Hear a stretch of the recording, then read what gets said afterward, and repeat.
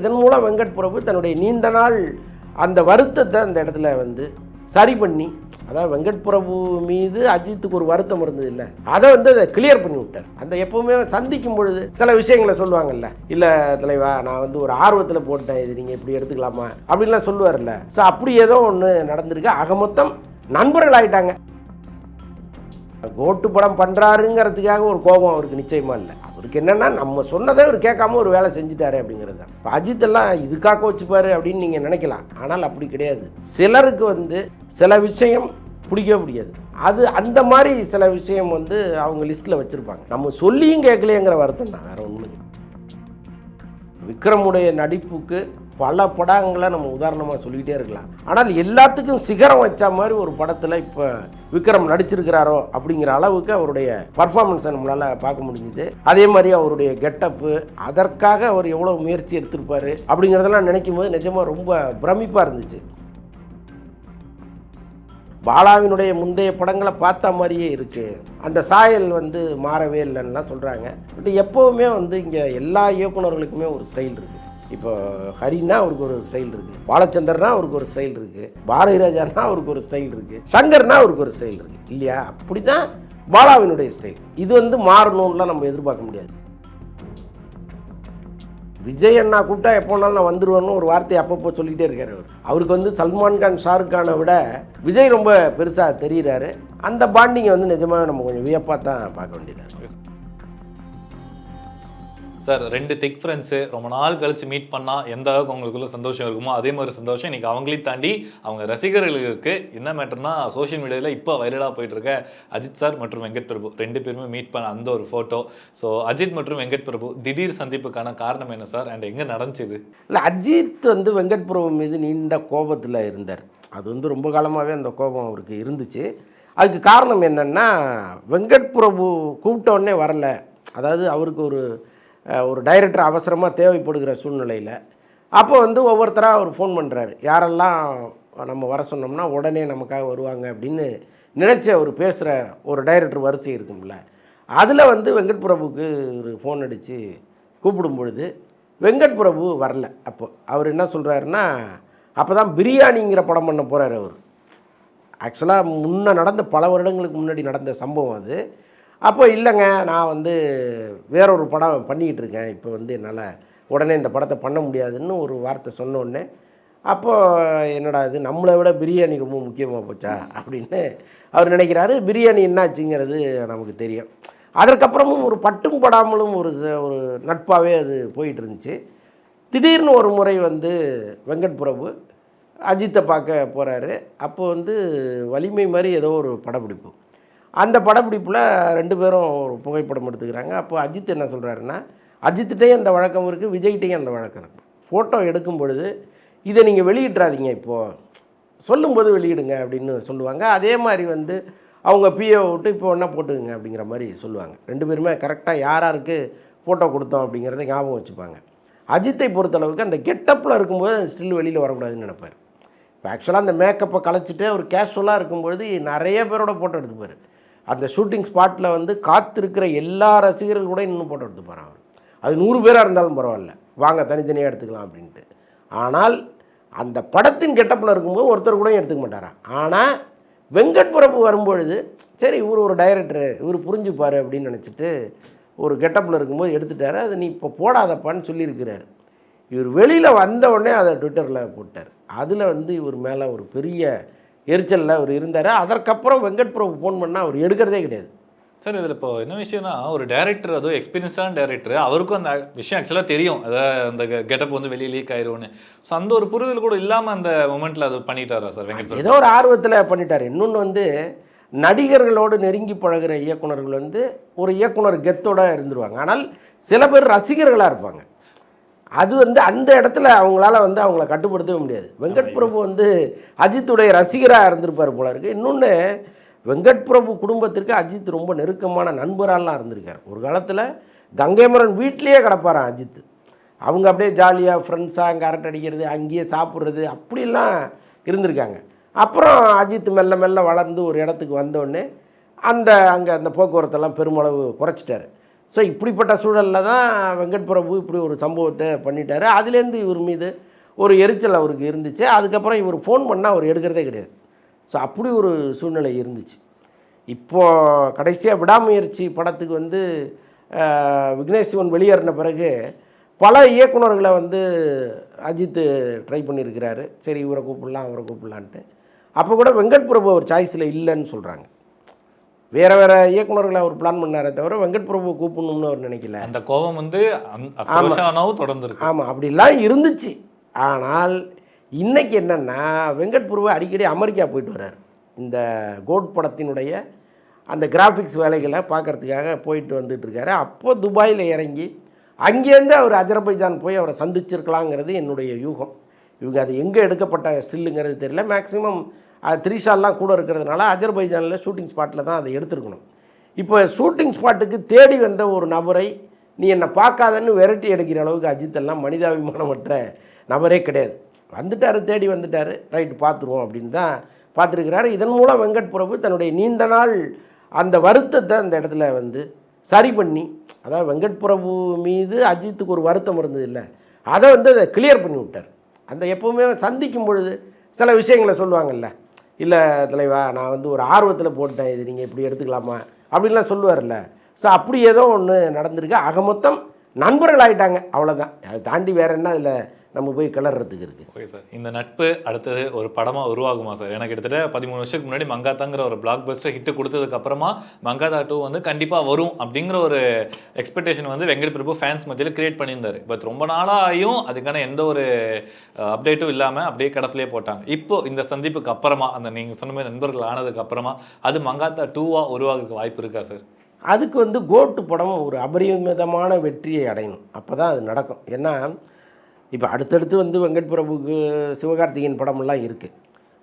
சிவகார்த்திகேயனுடைய 25வது படத்தையே அவர் தான் இயக்குற மாதிரிலாம் சூழ்நிலைகள் இருந்துச்சு. ஆனால் இப்போ சூழ்நிலை வேறு மாதிரி ஆயிடுச்சு. சுதா கோங்கரா அதை இயக்க போகிறாங்க.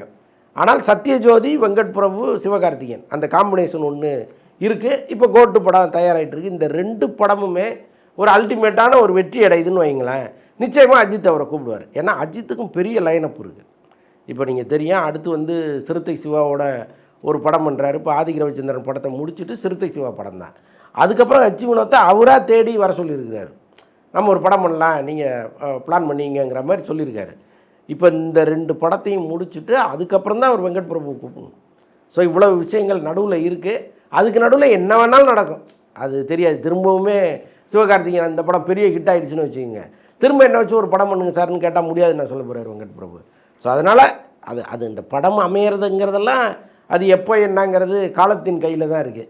இப்போதைக்கு வெங்கட் பிரபு வந்து ஒரு வருத்தத்தில் இருந்தார்ல அஜித் மேலே, அந்த வருத்தம் மறைஞ்சிருக்கும், அவ்வளோதான். ஓகே சார், அந்த வருத்தம் அங்கே மறைஞ்சிருந்தா இன்னொரு இடத்துல வருத்தம் உருவாகுமான்னு ஒரு கேள்வி சார். என்னன்னா ஒரு ஃபோட்டோனால தான் ஒரு பிரச்சனை இங்கே தொடங்குச்சு, இன்றைக்கி அந்த ஃபோட்டோவாலேயே அந்த பிரச்சனை முடிஞ்சிருச்சு. ஆனால் வெங்கட் பிரபு அவர்கள் இப்போது அஜித் சாரோடைய சக காம்படிட்டரான விஜய் அவர்களுடைய கோட் திரைப்படத்தில் ஒர்க் பண்ணிட்டு இருக்கும் போது இப்போது இந்த மாதிரி டைமில் அஜித் சார் மீட் பண்ணி போட்ட இந்த ஒரு ஃபோட்டோ அந்த சைடு ஆப்போசிட்டில் அவருடைய நண்பராக விஜய் சாரோட ரியாக்ஷன் எப்படியா இருக்குன்னு நினைக்கிறீங்க சார்? இல்லை, அப்படியெல்லாம் அவ்வளவு சீப்பான ஆளுங்க 2 பேருமே கிடையாதுங்க.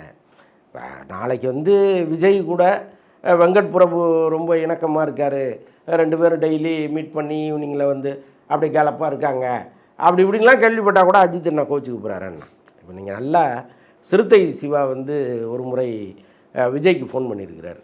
விஜய்கிட்டேருந்து சிறுத்தை சிவாவுக்கு ஃபோன் வந்திருக்கு. அப்போ சார் 1 நிமிஷம் சார்ன்ட்டு இவர் பேசிகிட்டு இருந்திருக்கிறாரு. அப்போ அஜித் கேட்டாரான், என்ன தளபதியா அப்படின்னு கேட்டாரான்.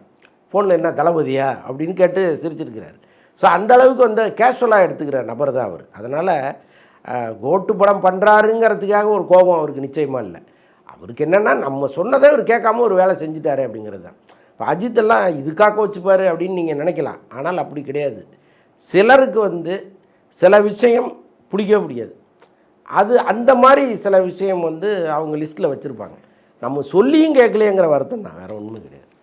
இதை தொடர்ந்து கோலிவுட்டில் வந்து என்னதான் திரைப்படங்கள் ரிலீஸ் ஆனாலுமே இந்த ரொம்ப ஃபேக் பப்ளிசிட்டி, அதுக்கப்புறம் ஃபேக் பாக்ஸ் ஆஃபீஸ் கலெக்ஷன் இப்படியே கொடுத்துட்றாங்கங்கிற ஒரு பின்பம் ஒன்று போயிட்டுருக்கு சார். அதெல்லாம் உடைக்கிற மாதிரி தங்கலான் படம் கண்டிப்பாக வரும், அது வந்து நேஷனல் அடிக்கும் அப்படிங்கிற ஒரு கருத்து இருந்துச்சு. நேற்று தினம் தங்கலானுடைய ட்ரெய்லர் ரிலீஸ் ஆயிருந்துச்சு. ஸோ ட்ரெய்லர் பற்றின உங்களோட ரிவ்யூ என்ன சார்? எனக்கு ரொம்ப ரொம்ப பிடிச்சிருந்தது அந்த ட்ரெய்லர். ஆக்சுவலாக வந்து விக்ரமுடைய நடிப்புக்கு பல படங்களை நம்ம உதாரணமாக சொல்லிக்கிட்டே இருக்கலாம். ஆனால் எல்லாத்துக்கும் சிகரம் வச்ச மாதிரி ஒரு படத்தில் இப்போ விக்ரம் நடிச்சிருக்கிறாரோ அப்படிங்கிற அளவுக்கு அவருடைய பர்ஃபார்மன்ஸை நம்மளால் பார்க்க முடிஞ்சுது. அதே மாதிரி அவருடைய கெட்டப்பு, அதற்காக அவர் எவ்வளோ முயற்சி எடுத்திருப்பார் அப்படிங்கிறதெல்லாம் நினைக்கும் போது நிஜமாக ரொம்ப பிரமிப்பாக இருந்துச்சு.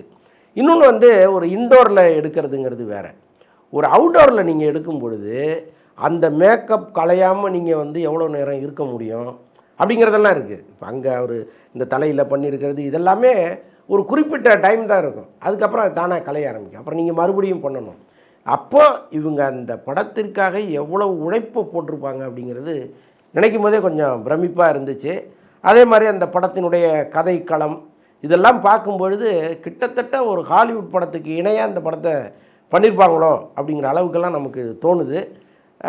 ஆனால் ஒரே ஒரு நெருடல் என்னென்னா, அந்த லேண்ட்ஸ்கேப் இருக்குல்ல, அது எவ்வளவு நேரம் நம்ம பார்த்துக்கிட்டு இருக்க முடியும் அப்படிங்கிற ஒரு விஷயந்தான் நமக்கு கொஞ்சம் உறுத்தலாக இருக்குது.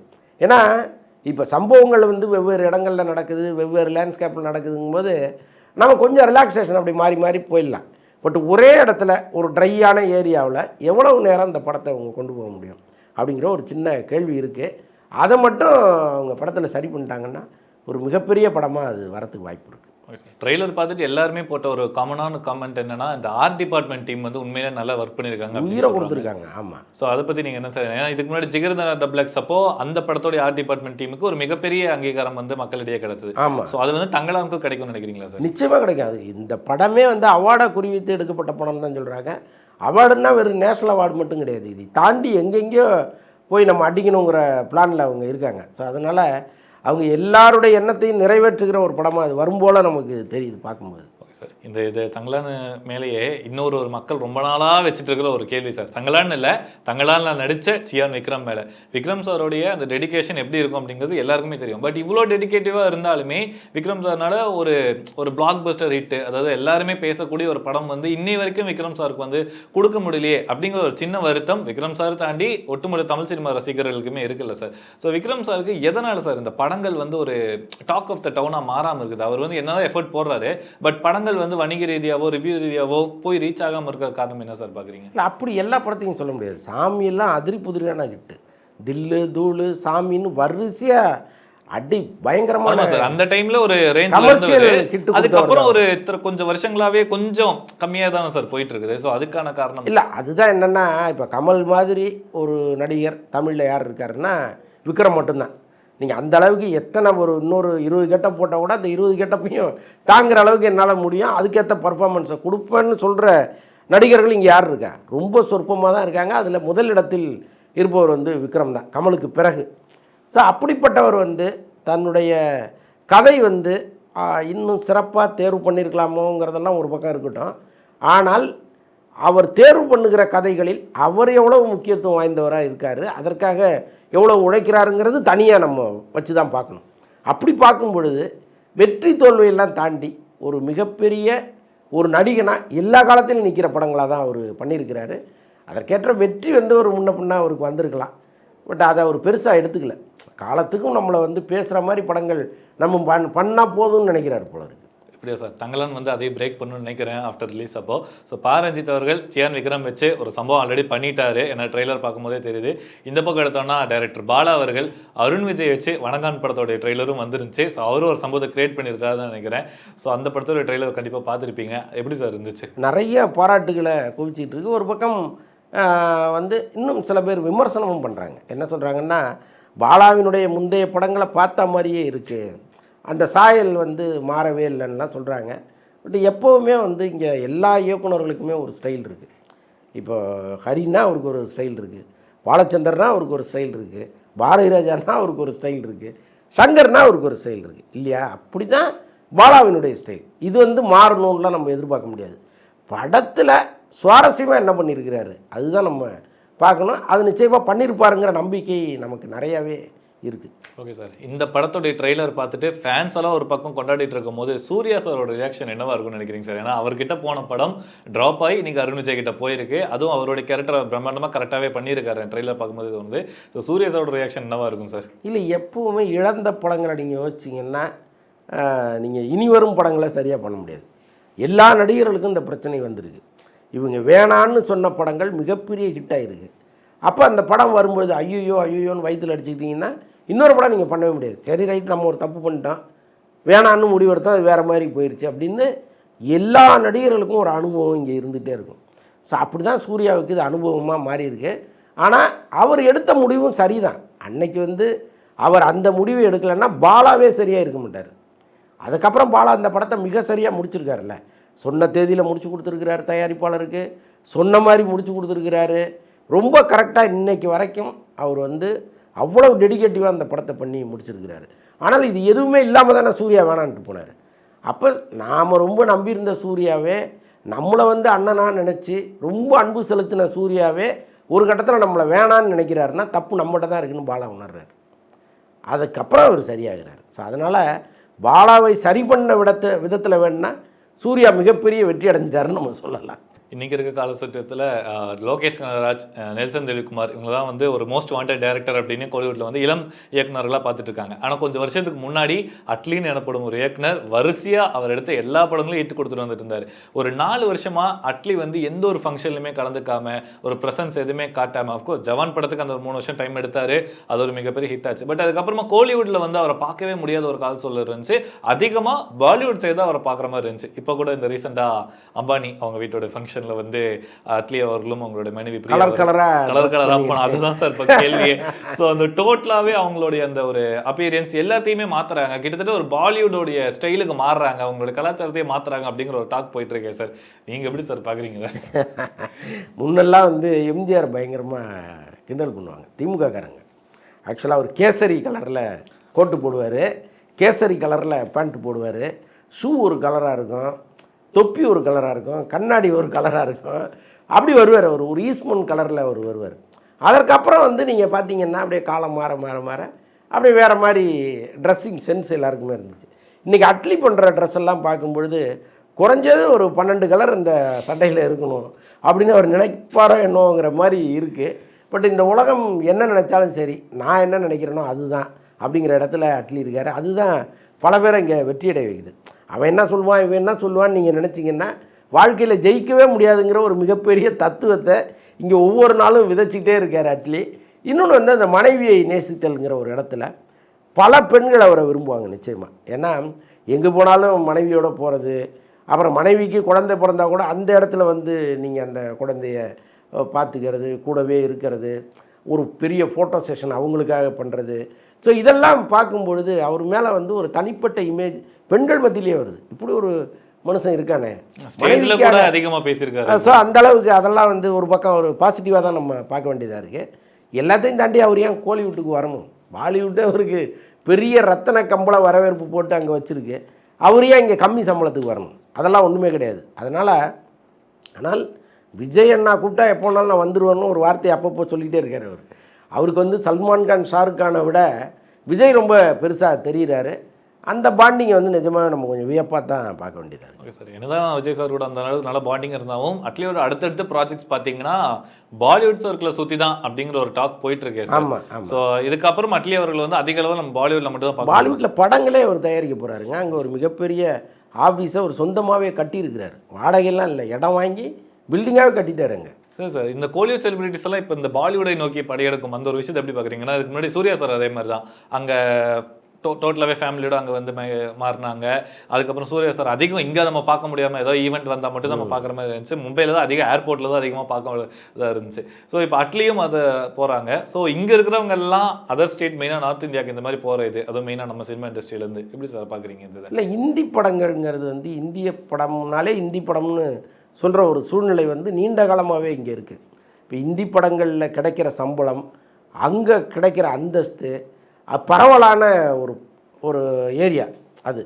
இப்போ நீங்கள் வந்து ஒரு இந்தி படம் உலகம் முழுக்க எவ்வளோ பிரிண்ட் ரிலீஸ் ஆகுது, அதே ஒரு தமிழ் படம்னா வச்சு பாருங்கள், ரெண்டுத்துக்கும் சம்மந்தமே இருக்காது. அவ்வளோ பெரிய படமாக அங்கே இந்தி படங்கள் வந்துக்கிட்டு இருக்குது.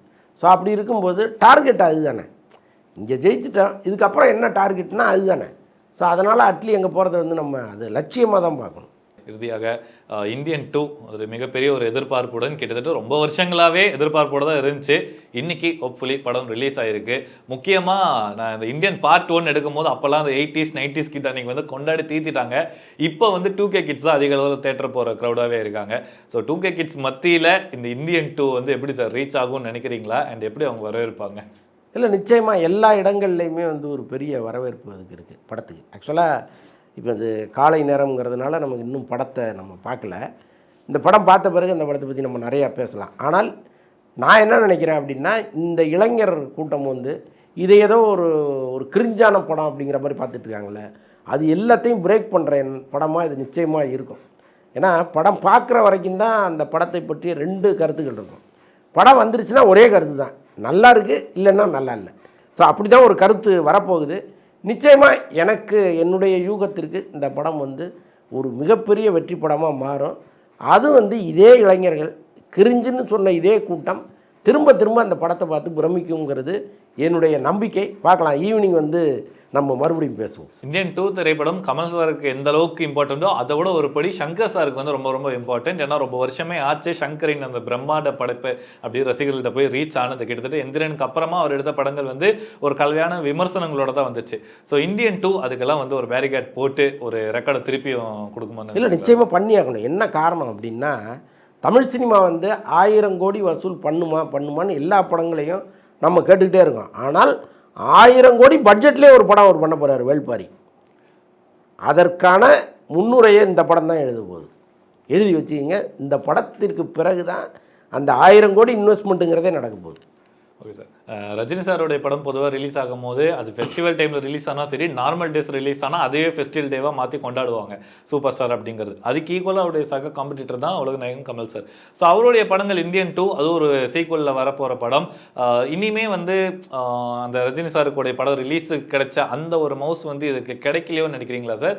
அண்ட் இப்போ அந்த படத்துடைய அந்த ஒரு சில தொடர்ந்து ஏன்னா நிறையா பிரச்சனைகள் சிக்கல்கள் நிறையா நடந்துச்சு, அந்த இறப்பு எல்லாமே வந்துட்டு இருந்துச்சு.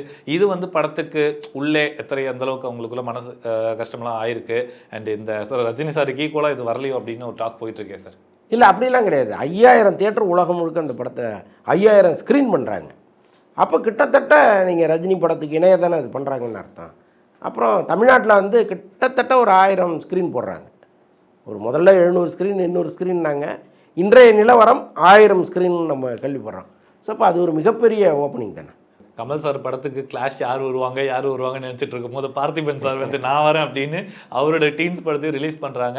மேபி இந்த பெரிய படத்தோட ரிலீஸ் பண்ணும்போது நமக்கு கம்மியான தேட்டர்ஸ் தான் கிடைக்கும் அப்படிங்கிறது கண்டிப்பாக பார்த்திபன் சாருக்கே தெரியும்.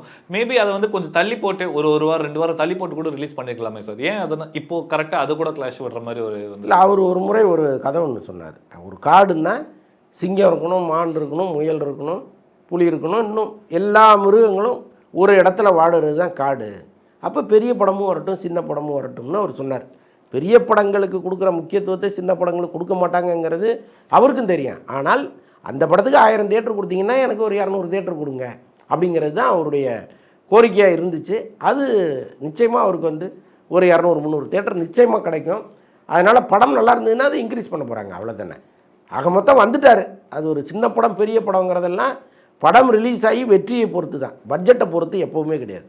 பார்ப்போம் சார். எனிவேஸ் இது ஒரு முன்னாடி வரைக்கும் நடக்காத ஒரு கிளாஷாக நடக்குது. 2 படமே மக்களிடையே நல்லபடியாக போய் ரீச் ஆகி நல்ல ஒரு வரவேற்பு பெற்றோம். செகண்ட் ஹாஃப் கோலிவுடாச்சும் இதுக்கப்புறமா அதாவது ஃபர்ஸ்ட் ஹாஃப் வந்து ஒரு மாதிரி இம்பேலன்ஸ்டாக போயிட்டு இருந்துச்சு. இதுக்கப்புறமா வர படங்கள் வந்து எந்த அளவுக்கு ரெக்கார்டை படைக்குது அப்படிங்கிறது வந்து ஒவ்வொரு ரிலீஸ் அப்பவும் நம்ம கண்டிப்பாக நேர்காணலில் சந்தித்து பேசலாம் சார். பல விஷயங்கள் நேரம் கொடுத்து பகிர்ந்துக்கிட்டீங்க. நன்றி சார். நன்றி.